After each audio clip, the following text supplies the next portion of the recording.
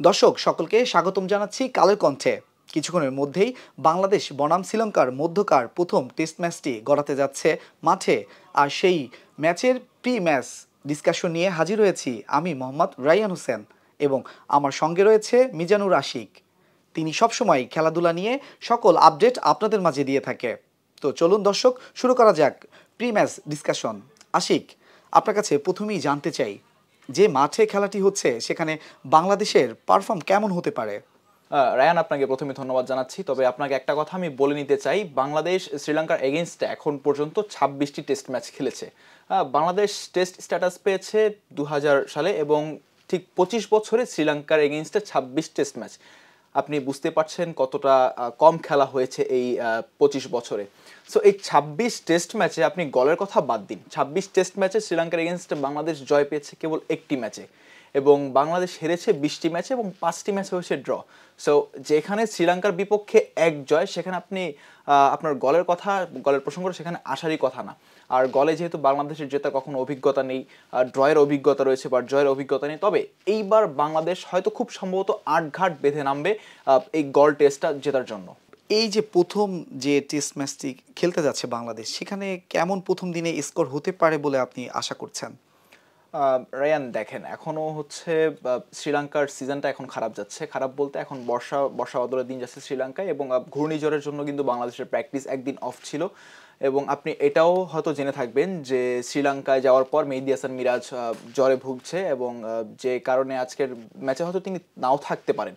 তবে যদি মিরাজ থাকেন তাহলে নাজমুল হোসেন শান্ত, জাকির হাসান, এরা যদি খুব ভালো একটা পার্টনারশিপ করে বা এরা যদি ব্যাটিংয়ে নিজেদের দৃঢ়তাটা বজিয়ে রাখে, তাহলে বাংলাদেশ আজকের প্রথম দিনে 270 থেকে 300 রান তুলতে পারবে। আর যদি আপনি উইকেটের কথা বলেন যে কয় উইকেট যায় বাংলাদেশের, তাহলে যদি ধরে খেলতে পারে, পিচ কামড়ে ধরে বাংলাদেশের ব্যাটাররা ব্যাটিং করতে পারে, তাহলে সেখানে দেখা যাচ্ছে যে 6 উইকেট 7 উইকেট বাংলাদেশের ফল করতে পারে। আদারওয়াইজ বাংলাদেশের উইকেট ফল করার কোনো প্রশ্নই আসে না এখানে। আমার প্রেডিকশন হচ্ছে প্রথম দিন শেষে বাংলাদেশের স্কোরটা দাঁড়াবে 6 উইকেট বা 7 উইকেটে 270 অথবা 300 রান। আপনার কথার মধ্যে দিয়ে যেমনটা আমরা বুঝতে পারলাম যে এখানে বাংলাদেশ তেমন আসলে ম্যাচ খেলেনি এর আগে। সেই জায়গা থেকে আসলে এই মাঠের যে পিচটা রয়েছে, সেই পিচটা আসলে বাংলাদেশের খেলার জন্য কতটা গ্রহণযোগ্য বলে হতে পারে বলে মনে করেন আপনি? রায়ান, এখানে যদি এটা ওয়ানডে হতো অথবা টি20 হতো, এখানে পিচটা একেবারে প্রেডিক্ট করা যেত, কারণ এটা হচ্ছে টেস্ট ম্যাচ। ওয়ানডে এবং টি20 হচ্ছে আপনার একদিনের মধ্যে খেলাটা শেষ হয়ে যায়, টি20 হচ্ছে 3 ঘন্টা লাগে একটা ম্যাচ শেষ হতে। সো ওইখানে একটা পিচের প্রেডিকশন দেওয়া যায়, কিন্তু যেখানে ফরম্যাটটা হচ্ছে টেস্ট ম্যাচ, সেখানে আপনার হয় কি যে 5টা দিন একই পিচে খেলা লাগে দুই দলেরই। সো ওই পিচটা 5 দিনে 5 রকম আচরণ করে। আজকে প্রথম দিনে একরকম আচরণ করছে, দ্বিতীয় দিনে আরেক রকম আচরণ করছে, তৃতীয় দিনে আবার ঠিক উল্টোটা আচরণ করছে, চতুর্থ পঞ্চম দিনে একদম ভিন্ন আচরণ। সো এই পিচটা প্রেডিক্ট করা যায় না। যদি বাংলাদেশের কপাল ভালো থাকে এবং পিচটা যদি বাংলাদেশের সহায়তা করে, তাহলে আমি যেটা বলেছি যে বাংলাদেশ 270 অথবা 300 করবে যদি প্রথমে ব্যাটিং করে।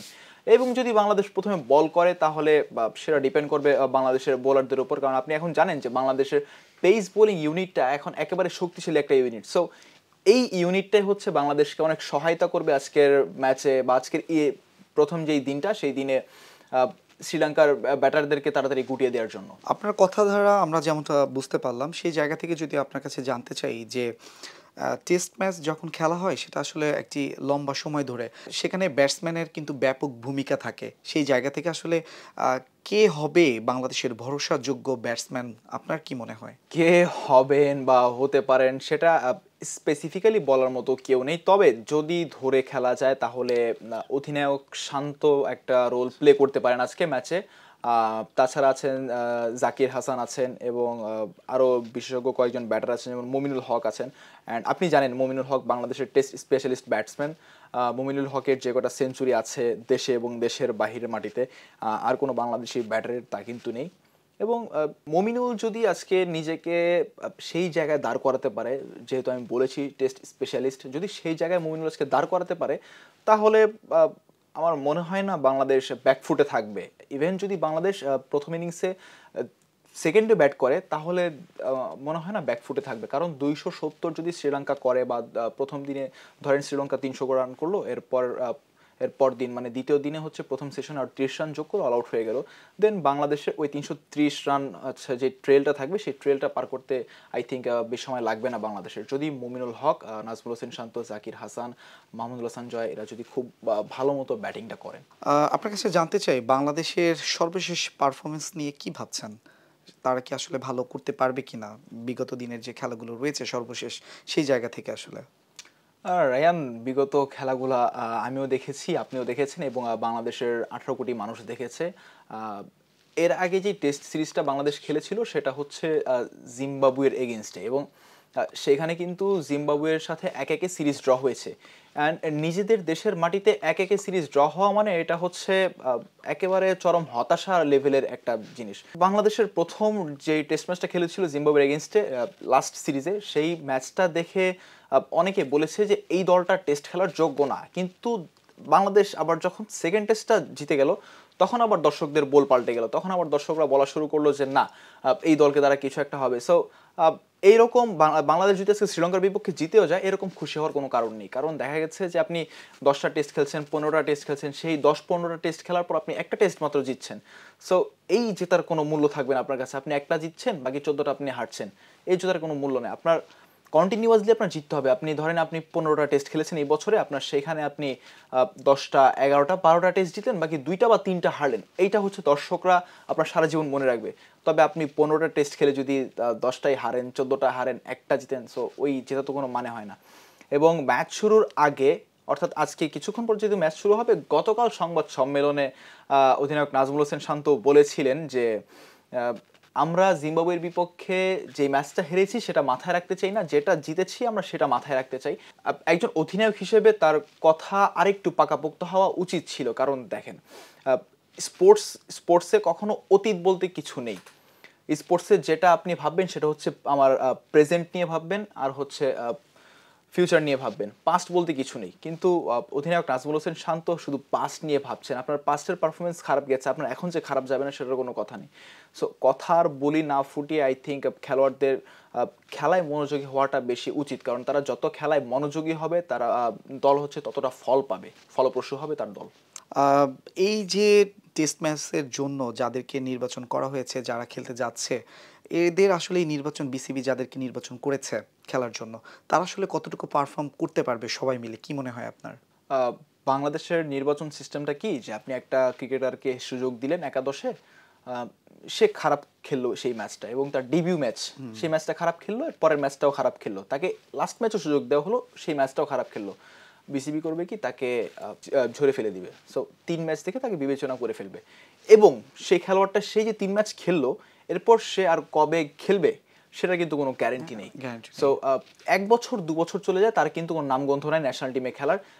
সে হয়তো বিপিএল খেলছে, বিসিএল খেলছে, বিএসএল খেলছে, মানে সে তো শুধু প্রিমিয়ার লিগ খেলার উপরে আছে, ন্যাশনাল টিমে তার জায়গা হচ্ছে না। তিনি দেখা গেছে 3 ম্যাচ ন্যাশনাল টিমে খেলেছে, তারপর তিনি বাদ পড়ার পর প্রিমিয়ার লিগ খেলছে, যেমন বিপিএল ডিপিএল এগুলো খেলছে, এগুলোতে ভালো পারফর্ম করছে, কিন্তু লাস্ট 2 বছরে তার আর কোনো নামগন্ধ ন্যাশনাল টিমে নাই। সো এইসব প্লেয়ারগুলোকে যখন আবার 2 বছর পর ন্যাশনাল টিমে হুট করে অন্য একটা ফরম্যাটে ডাক দেওয়া হয়, তখন ওইসব ক্রিকেটাররা কিন্তু ভালো করতে পারেন না। আমি আপনাকে একটা জিনিস, একটা উদাহরণ দিই। এই যে স্কোয়াড বাংলাদেশের বর্তমান শ্রীলঙ্কার এগেইনস্টে, সেই স্কোয়াডে কিন্তু এনামুল হক বিজয় আছেন। এনামুল হক বিজয় আমার যদি ভুল না হয় 2023 ডিপিএলে ওয়ানডে ফরম্যাটে খুব ভালো একজন ব্যাটার ছিল এবং খুব ভালো রান সংগ্রাহক ছিল, শীর্ষ রান সংগ্রাহক, এবং তার সেঞ্চুরিও ছিল। গত ডিপিএল মৌসুমে কিন্তু তিনি তার 50টা সেঞ্চুরি পুরো করেছেন পুরো প্রিমিয়ার লিগে। সো এই এনামুল হক বিজয়কে যখন ন্যাশনাল টিমে ডাকা হলো তখন কিন্তু তাকে হুট করে টেস্ট ফরম্যাটে ডাকা হলো। অ্যান্ড ইউ থিঙ্ক দ্যাট যে প্লেয়ারটা ওয়ানডে ফরম্যাটে সেঞ্চুরি করছে তাকে আমি টেস্ট ফরম্যাটে ডাকছি, মানে যে 50 ওভারের ম্যাচ খেলছে রেগুলার, আমি তাকে হুট করে 5 দিনের 90 ওভারের ম্যাচে আমি তাকে ডাকছি। সো তার পারফরমেন্সটা অবশ্যই খারাপ হবে। অ্যান্ড এনামুল হক বিজয় যে ওই দুই ম্যাচে খারাপ খেললো ওই সিরিজে, তাকে আবার বসিয়ে দেওয়া হলো। তো এবারও সেম কাজটা হচ্ছে, এনামুল হক বিজয় ডিপিএলও ভালো খেলছে, তাকে হচ্ছে টেস্টে হুট করে ডাক দেওয়া হলো, না ওয়ানডে না টি20। একটা ধারা আছে, আপনি ওয়ানডেতে ভালো খেলেছেন অবশ্যই আমি আপনাকে ওয়ানডেতে রাখবো, আপনি টি20 ভালো খেলেছেন আমি আপনাকে টি20তে রাখবো, আপনি টেস্টে ভালো খেলেছেন আমি আপনাকে টেস্টে রাখবো। যে যেটা ভালো করবে তাকে সেই ধারায় যদি খেলতে দেওয়া হয় তখন সে তো সেই জায়গাটাতে ভালো করবে, এটাই স্বাভাবিক ব্যাপার। হ্যাঁ, কিন্তু আমি যখন আপনি যখন ওয়ানডেতে ভালো খেলছেন, আমি যখন আপনাকে টেস্টে ডাকবো, তখন কিন্তু আপনার খেলার ধারাটা একরকম থাকবে না। কারণ আপনি খেলেছেন, প্র্যাকটিস করেছেন ওয়ানডের আদলে, বাট আপনি এসে খালি আপনি ঠেকাচ্ছেন। কিছুক্ষণ পর আপনার ওই রকম স্ট্রেংথ থাকবে না, স্ট্যামিনা থাকবে না, আপনি আউট হয়ে যাবেন। তখন নির্বাচকরা আপনার উপর আশা হারিয়ে ফেলবে। তবে এবার চাইবো আনামুল হক বিজয়ের ওই জিনিসটা না হোক, কারণ বিজয় যেহেতু আজকে 13 বছর ধরে ন্যাশনাল টিমে আছেন, সো হি নোজ দ্যাট তার কি করতে হবে সে খুব ভালো মতোই জানে। তো বিজয় একটু দেখে খেললে, সাবলীলভাবে খেললে আমার মনে হয় বাংলাদেশ দলে তার জায়গাটা পাকাপোক্ত করতে পারবে। অ্যান্ড বাংলাদেশ দলের যে বর্তমান একাদশটা আছে, বর্তমান যে দলটা আছে, তাদেরকে যারা নির্বাচন করেছে, আমার মনে হয় কয়েকজন প্লেয়ার বাদে বাকি সবাইকে একটু রেস্টে দেওয়া দরকার, এবং পাইপলাইনে যারা আছে তাদেরকে ন্যাশনাল টিমের সুযোগ দেওয়া দরকার। তো অসংখ্য ধন্যবাদ, আপনার কাছ থেকে অনেক গুরুত্বপূর্ণ বিষয়গুলো দর্শক জানলো এবং আমরাও জানলাম, এবং সেই সাথে আমরাও চাই বাংলাদেশ বিজয়ের মুখ দেখুক। এবং সেই সাথে দর্শক আপনাদেরকে বলতে চাই যে ম্যাচটি কিছুক্ষণের মধ্যে গড়াতে যাচ্ছে, সেই ম্যাচটি অবশ্যই আপনারা দেখবেন এবং সেই সাথে বাংলাদেশের জন্য বিজয় উল্লাস করবেন এবং সেই সাথে কালের কণ্ঠের সঙ্গে থাকবেন।